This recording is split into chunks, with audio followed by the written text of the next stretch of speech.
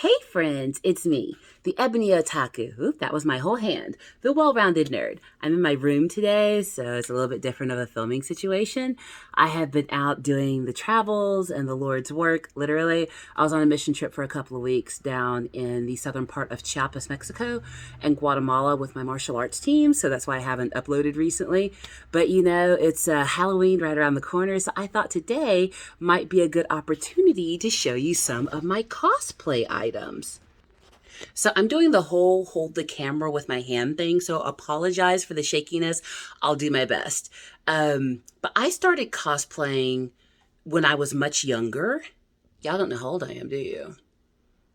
I'm an elder millennial. That's all you're getting. But I started cosplaying when I was much younger.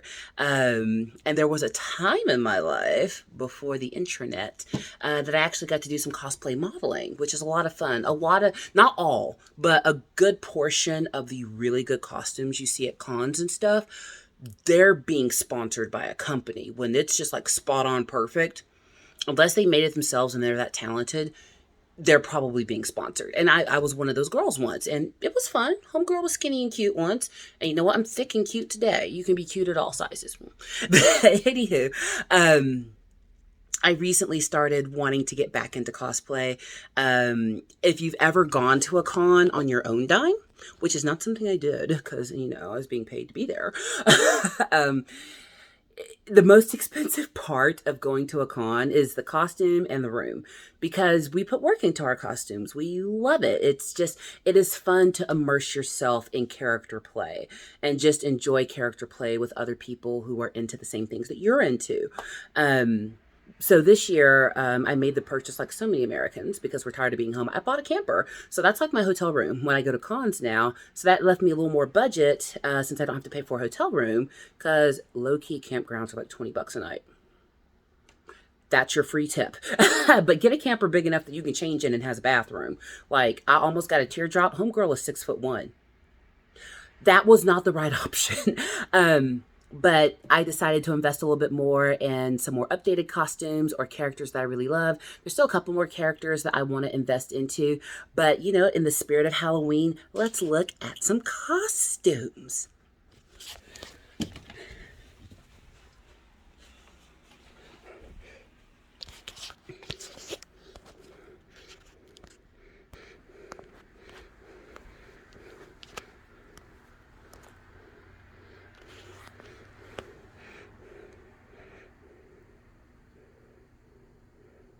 Oh my goodness, that whole switch around didn't pause. So that was fun. Y'all got to see a good angle of me. But this is my cosplay area. It's separate from my regular wardrobe. And the reason being is I don't want to mix up stuff that I would regularly use for cosplay with other items and then get them dirty or something. Like, check these white go-go boots. These go with my Haruko Harahara costume. From Fooly Cooly or Furry Curry, depending on what side of the pond you're from. These need to stay brilliant white, so those don't get worn on regular days. But I found this cool little rack on the Amazons, because that's where everything is. And it's a good little space for me to keep everything nicely organized. And of course, I have a really cool vanity set up as well. So I'm really big into having accurate makeup and accurate costumes. There's my body. Into, and there's another, and what I'm doing. So anytime I find cool, unique jewelry, or if I find matching makeup, I'm into it. Yes, that's Hello Kitty and Sailor Moon, because we'll talk about that on another day. But, you have to start a collection somewhere, and you're looking at years of collecting. Like this cute little tree here, it has tons of necklace options on it. But I didn't get this overnight. This is years and years of me collecting. So let's talk about the costume. So first things first, the wigs. When you're going to cosplay, you need the right hair. Right now, I'm huge into Miss Kobayashi's Dragon Maid, mostly because they're all built like me, and so I can pull it off real well. And some others along those same lines. But make sure you get a good wig collection. And the good thing about wigs, especially cosplay wigs, they are not expensive. I've also got this one that's for Jill Valentine. I'll show you that costume in a second. It's a short black wig, but there's a lot of characters that have that same hairstyle. like something like this. This is a Miss Kobayashi's Dragon Maid. I can use this for Kobayashi, but there's also oh, what's that doing about the witch girl that flies everywhere? Anyway, I use this wig for two different costumes, but this one I can really only use for one. Which I think this is Lukoa's wig. Correct me if I'm wrong. And I've got another wig and horn set in here. So you've got to have, you know, a versatile wig collection. This isn't even all my wigs. These are just the ones I use the most. And wig stands are a must because they will keep your wigs nicely separated.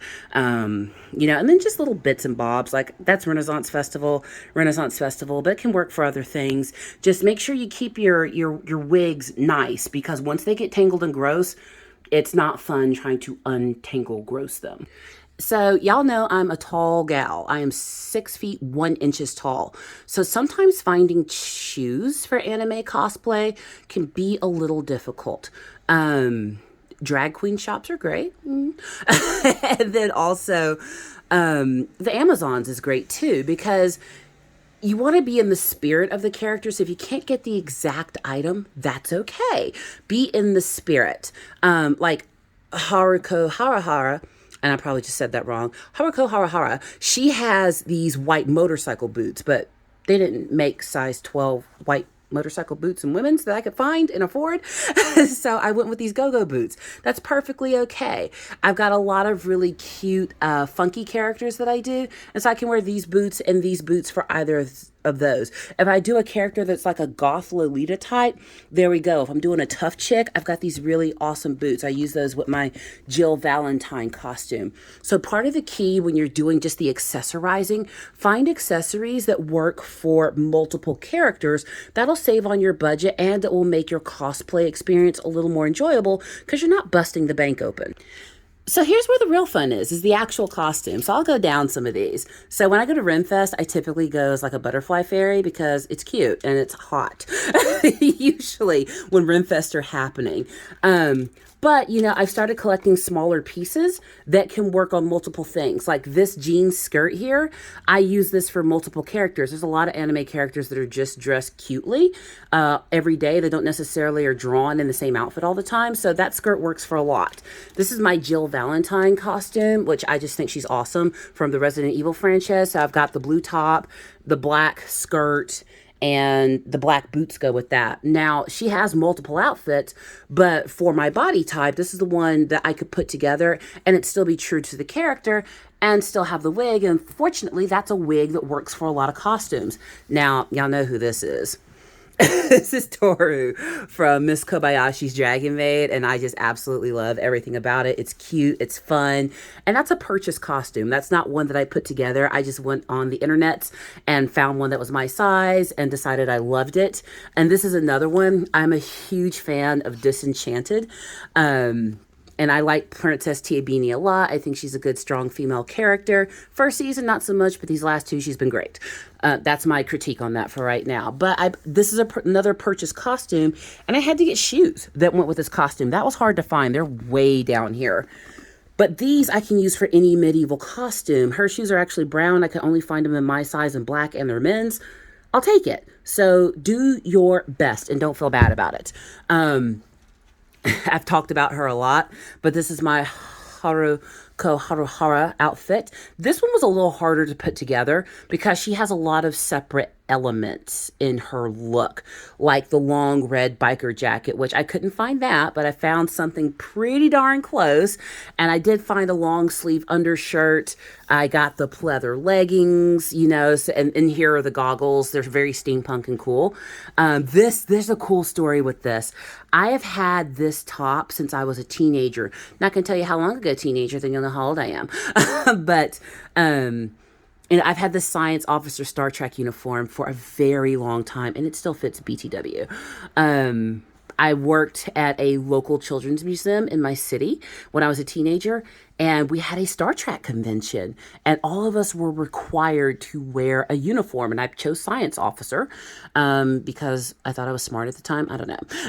But I've had this since then, and there's actually photos of me in this uniform with James Doohan, and I have that photo. I'll see if I can dig it out and show it to you. But that's a really good memory because that was like my first con experience as a teenager because I was working at the museum. So I got to go to the con for 3 days for free because I was working it. And like different vendors and stuff like would give me jewelry and things. Turned out I was pretty. I didn't know. And I was able to score jewelry. But I love this. But it's kind of vintage because of when I got it. So I only wear it really if it's a Star Trek specific con. Other than that, it just stays put up. This is another Miss Kobayashi's Dragon Maid because I'm obsessed. Am I a little tall to be a short-skirted gothic Lolita? No, I like it. And then moving on, another anime that I ended up liking, and I don't know why, is that gambling one on YouTube whose name completely escapes me right now. But Kakegurui. I don't know where my brain went. But I really like their school uniform. I don't typically like school uniform outfits because the way they make them for women, it's a little much, and it's supposed to be a schoolgirl uniform. Like, I get it, you do you, honey, but that's not me. But I really like the Kakegurui uniform. It's very sharp. I love the shade of red. The shade of red looks really good on me. And plus, it works for multiple characters because they're all wearing the same thing. Like, this is 2 character costumes, but if I just swap wigs and put on the long black one, Yuko, or I can put on a blonde wig and I'm the class president. So that's what I love about things like this. When you find versatile costumes, you can be more than one character by just swapping out a wig. That's a whole win. Now, to be fair, we all start our cosplay journey from a different place. That's okay. Start somewhere. And I know we're living in the age of body positivity, don't shame me, health at every size, and the rest of it. Cosplay is not about that. Cosplay is about fun, immersion, escapism, and really bringing to life the characters that you love. It doesn't matter if you don't physically look like them because none of us look like anime characters. It's a cartoon. Unrealistic proportions, unrealistic characteristics. It's the fun of expressionism. So don't be shy about it. I want to encourage you that if you have never tried cosplay or you've never gotten that deep into the lore of your favorite shows, favorite anime, fantasy, sci-fi, whatever it is, do the thing. Like, the next thing I want to do is put together a either a Space Marine uniform from Warhammer or Sisters of Silence from Warhammer because I love it. But that's a more complicated costume. It's going to require me to get real creative. So that might be a journey that I film. Depends on how successful I feel I'm going to be at it, whether or not I film it. But just dive in and enjoy it. Don't be ashamed. Enjoy, get the wig, get the makeup, do the hair. Like, I've always got anime style hair. With the wigs, it helps to not have a whole bunch of weave in your head. But, purple hair, blue hair, green hair, whatever I have, it's anime hair. So live your life, honey. I was talking to the girl that does my hair, and we were talking about, expressionism and enjoying things and enjoying your life. Life is meant to be lived and enjoyed. You only get one trip around the sun. So the thing you love is innocent and fun. Do the thing. It's not hurting anybody. You're not stepping on anybody's toes by doing the thing, enjoying the thing, having fun with other fun, nerdy people that love the thing that you love as well. So I hope to see you at a con someday. I'm hoping my channel will grow to the point that it will matter that I'm at a con. It used to. But maybe that'll happen again. And just a reminder, the contest is still going. I know that I'm just like the worst uploader ever, but y'all helped your girl out while she was away. Like, I saw all the views and comments coming in. Thank you so much. I appreciate it because me and my itty bitty channel, we are doing our best. But again, just subscribe across the YouTubes, the Twitters, and the Instagram, the Ebony Otaku, and that enters you into the drawing US address for winners because shipping be a thing. But other than that, thank you so much. Please like, comment, and subscribe. And I'm going to find something to review very shortly.